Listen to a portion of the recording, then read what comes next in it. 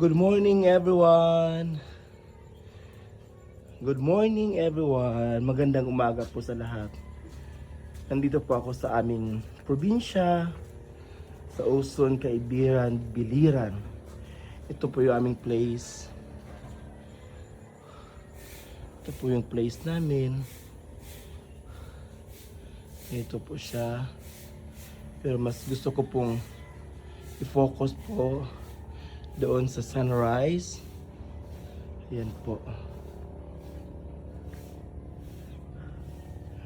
Sabi nga sa Bible, from the rising of the sun until it's going down, the name of the Lord shall be praised. Ganun po kaganda yung araw ngayong umaga. And we thank the Lord.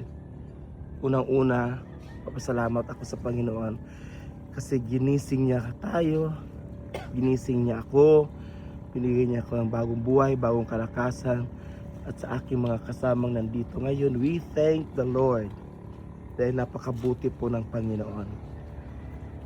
Ayan po yung place namin, malapit na po kami sa dagat. Ito lang po yung aming lugar, our humble abode.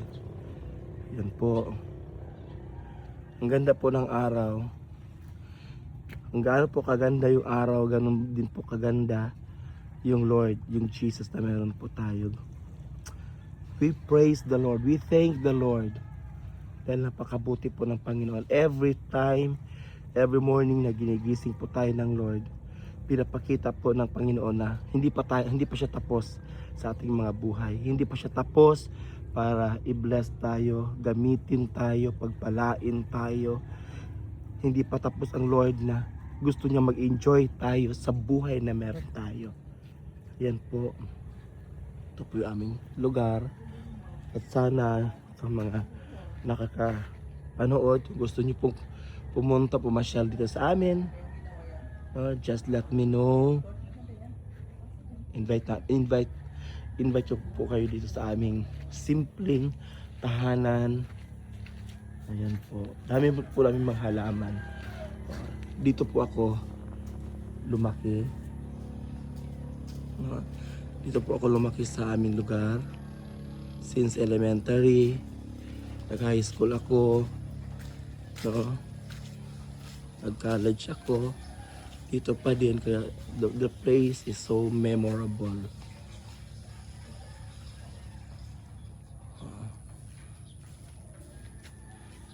Dito po kami natulog sa lugar na to.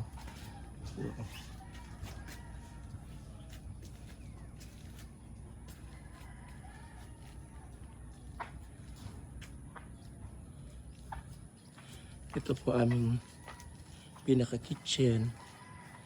Dito po kami kumakain sa loob. The house is old na, medyo luma na, no?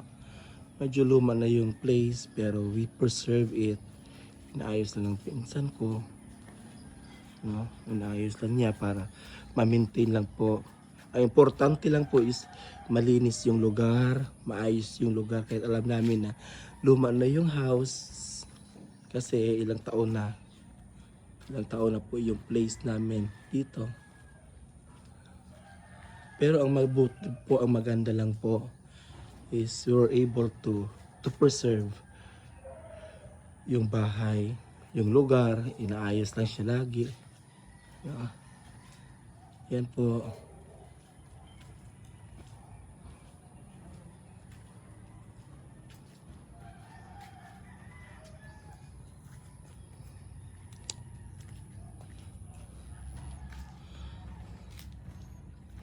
Yan po, nag-iisa na lang po yung aso namin nung elementary high school ako. Yung alaga ko pong aso is nasa 10 po, no? So ito si Chow Chow, so siya na lang mag-isa, pero ito na yung mga later on na lang na mga naging aso namin, no? Bakit nagugutom na ikaw? Ha? Nagugutom na yung Chow Chow? Ha? Mag-prepare na ako ng food. Yan po.